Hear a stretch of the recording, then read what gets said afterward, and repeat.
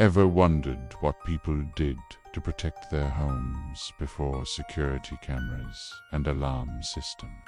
What if I told you that thousands of years ago, in ancient Mesopotamia, people used something far more mystical, something designed to trap literal demons? Today, we're delving into the dark and fascinating world of Babylonian Demon Bowls. These aren't your average pieces of pottery.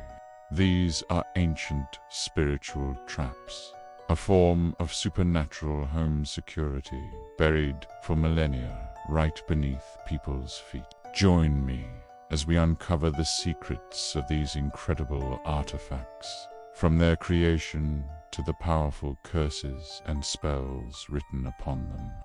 This is a story of magic, fear, and the eternal human desire to ward off the unseen evils of the world. So, what exactly is a demon bowl? Let's travel back in time to the Sasanian Empire, roughly between the 3rd and 7th centuries AD.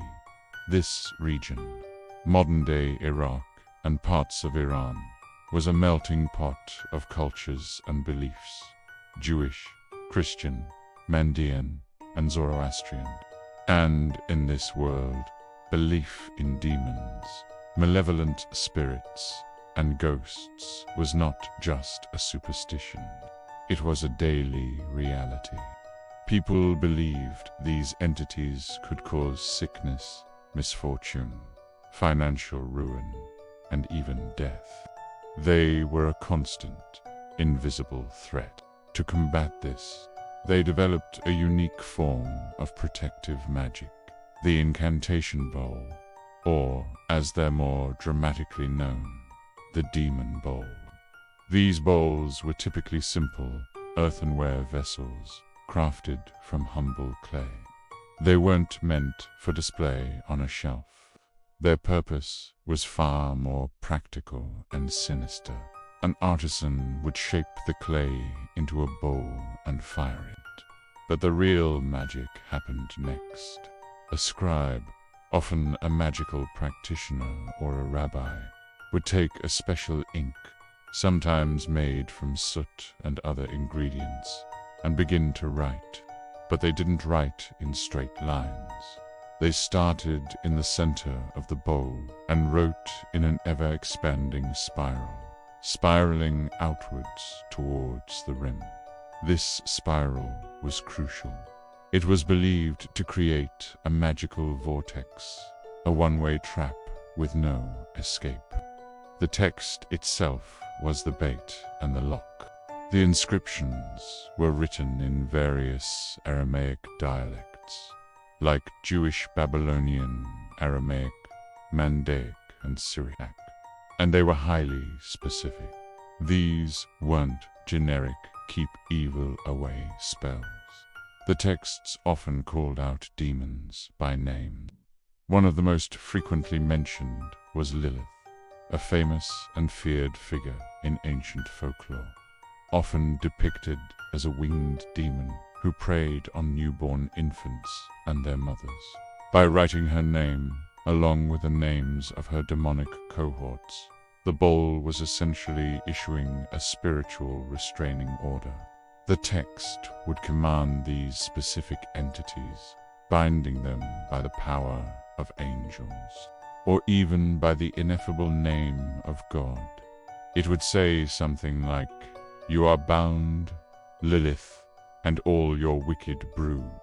You shall not cross this threshold. You are sealed and trapped within this bowl."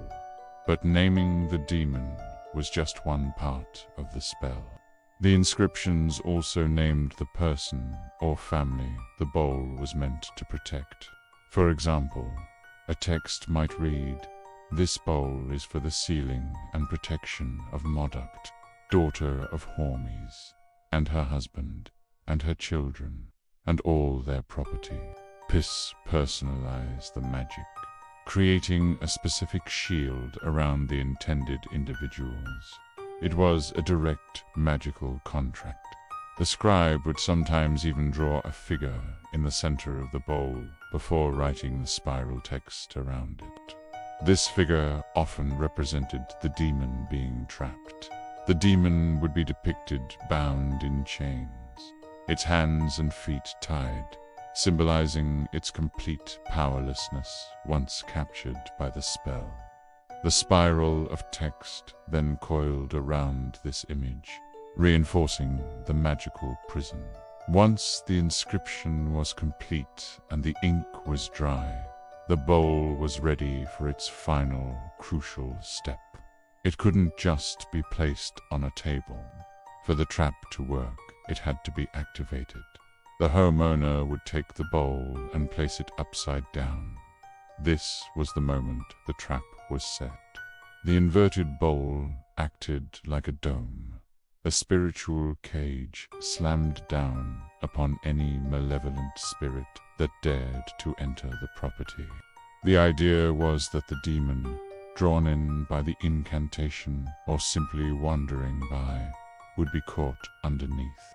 The spiraling text would then confuse and bind it, preventing its escape. It was a brilliant, simple, and terrifyingly elegant solution to a supernatural problem. But where did they put them? These weren't garden gnomes. Their placement was strategic. Most commonly, demon bowls were buried. Archaeologists have found them buried upside down under the thresholds of doorways. This makes perfect sense.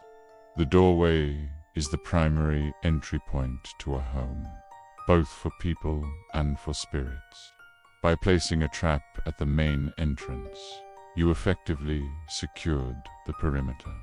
They were also found buried under the floors in the corners of rooms, creating a network of spiritual defenses throughout the house.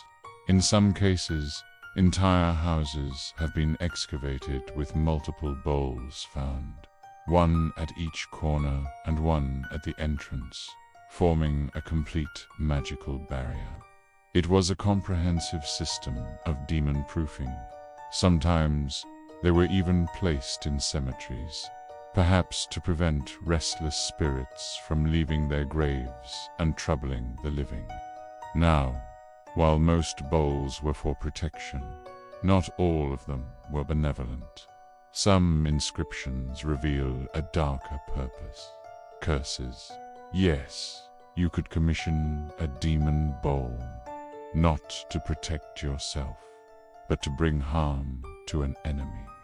These curse bowls worked on a similar principle, but instead of naming the client for protection, they would name the target for affliction. The text might call upon a host of demons to plague someone with sickness, to ruin their business, or to sow discord in their family. The bowl would be inscribed with the victim's name, and often their mother's name, to ensure the magic found its target.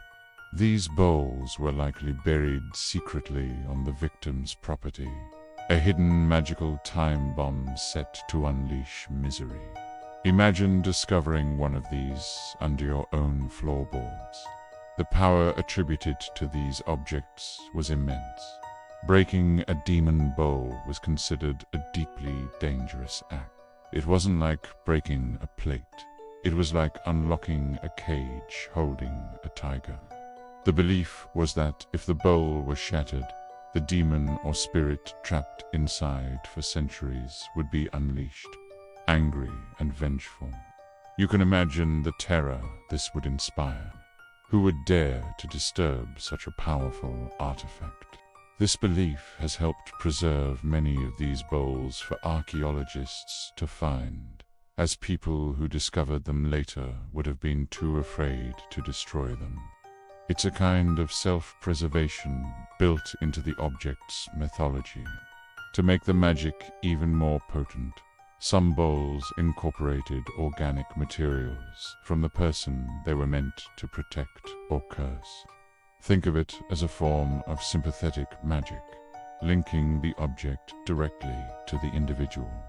Traces of hair or even blood have been found sealed to some bowls. A fragment of a client's clothing could also be used. By binding a piece of the person to the bowl, the spell was thought to be much stronger and more targeted. For a protection bowl, it was like giving the spell a clear, undeniable signature of who to guard. For a curse bowl, it was a way to ensure the demonic attack was personal and inescapable. It's a chilling detail that shows just how seriously people took this practice. These bowls weren't just a fringe practice. Archaeologists have unearthed thousands of them across the Near East. They were a common, mainstream tool for dealing with the anxieties of life in a world without modern medicine or science. When your child had a fever or your business was failing, it was easy to believe that a demon was to blame. And the demon bowl offered a tangible, proactive way to fight back. It gave people a sense of control, a way to confront the invisible forces they believed were shaping their lives. It was a fusion of religion, magic, and psychology, all baked into a simple clay bowl. Today, these artifacts provide an incredible window into the minds of people who lived over 1,500 years ago. They are physical manifestations of their hopes, their fears, and their beliefs. Each bowl tells a personal story of a family desperate to protect their newborn, of a merchant trying to safeguard his wealth, or of a person consumed by a desire for revenge. Reading these ancient Aramaic texts, we can almost hear their voices reaching out across the centuries, asking for help, for protection, for justice. They remind us that while our technologies have changed, the fundamental human need for safety and a sense of control over our destiny has not. The next time you lock your door at night, just remember thousands of years ago, someone was burying a bowl just like it, hoping to trap a demon and keep their family safe. Thank you so much for joining me on this journey into the world of Babylonian Demon Bowls. It's a topic that truly shows how history, magic, and human nature are all intertwined. If you found this as fascinating as I do, please hit that like button and subscribe for more deep dives into the mysteries of the past. And I'd love to hear your thoughts in the comments below. Would you ever want one of these in your house? Let me know. Thanks for watching, and I'll see you in the next video.